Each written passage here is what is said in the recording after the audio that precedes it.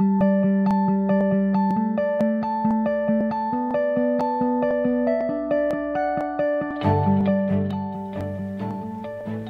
integrated Europe-wide transport infrastructure must be able to cope with increasing demand.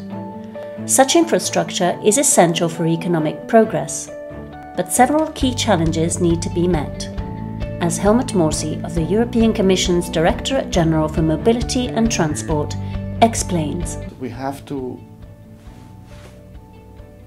provide sufficient transport means for the increase in traffic flows for passengers and freight. And our time horizon is 2030 and even 2050 in this current legislation. And also to provide to all citizens and businesses sustainable transport with the view of using alternative ways of fuels in order to replace fossil fuels. And the third big challenge is to find the financing to do all these works.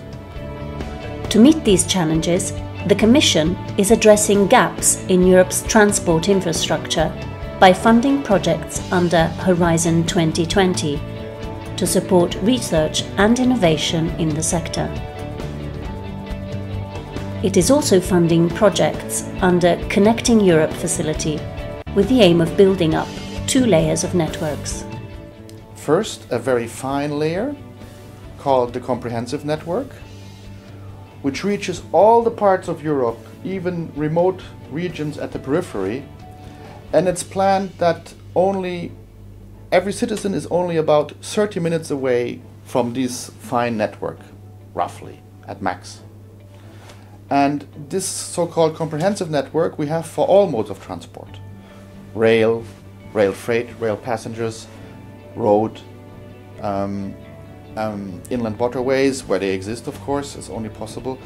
And we have also airports, ports. All modes of transport are in this, as we call it, combined comprehensive network.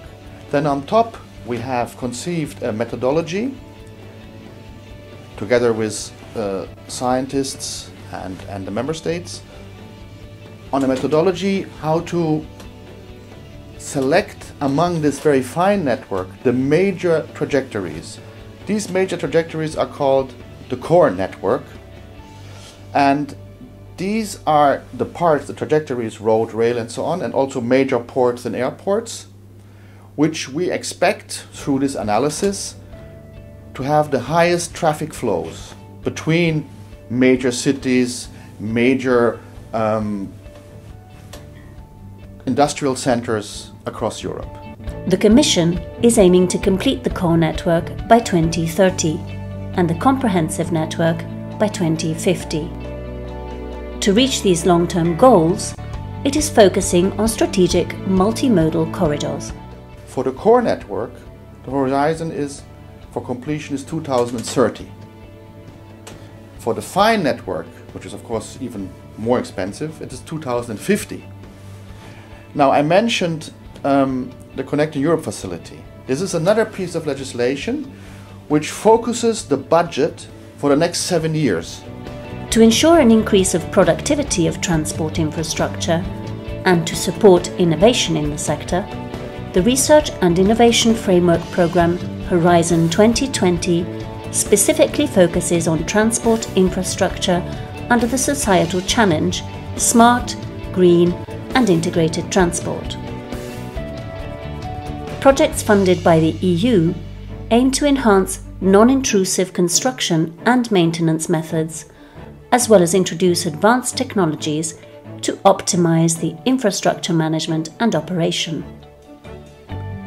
Pilot and demonstration projects are expected to be implemented on the core European network. This will allow us, as I said before, to avoid this patchy financing and construction and to more focus to establish as quickly as possible continuous multimodal trajectories across Europe.